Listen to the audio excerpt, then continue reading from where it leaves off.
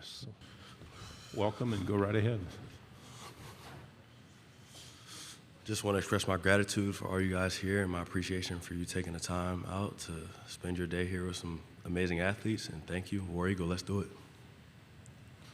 Okay, who has a microphone for the first question? Okay, right here on the aisle.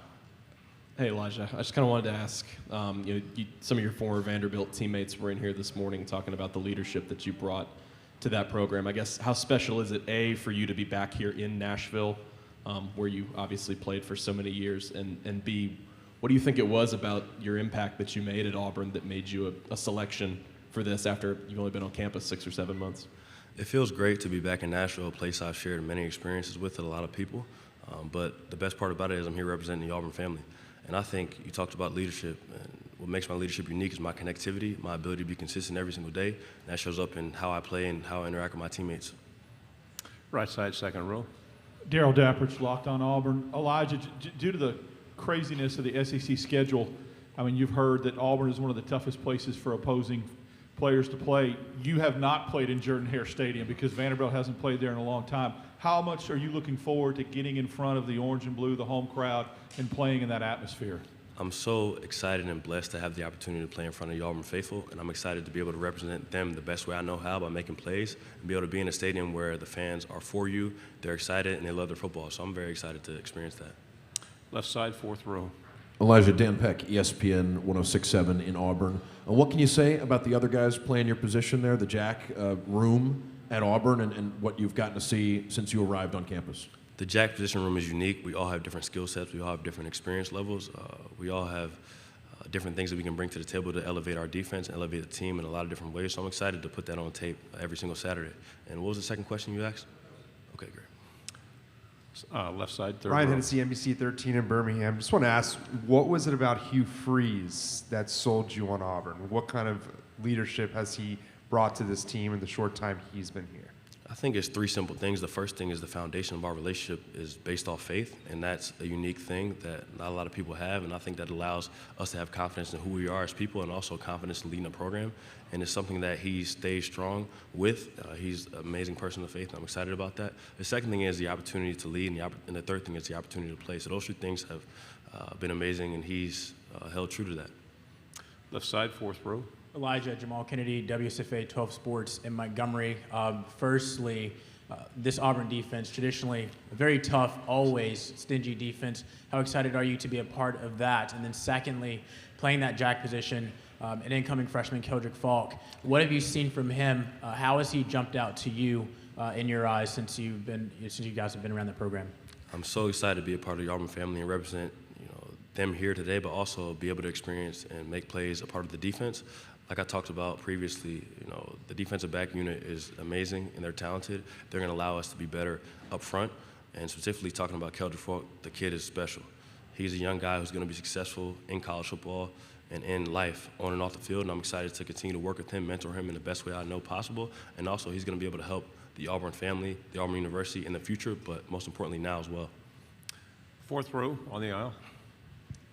Elijah, Jeff Spiegel, ABC 3340 in Birmingham. You got your bachelor's, you got your master's at Vandy, you're working on your doctorate at Auburn. What's your end goal when it comes to your education and what you want to do when you're done with football?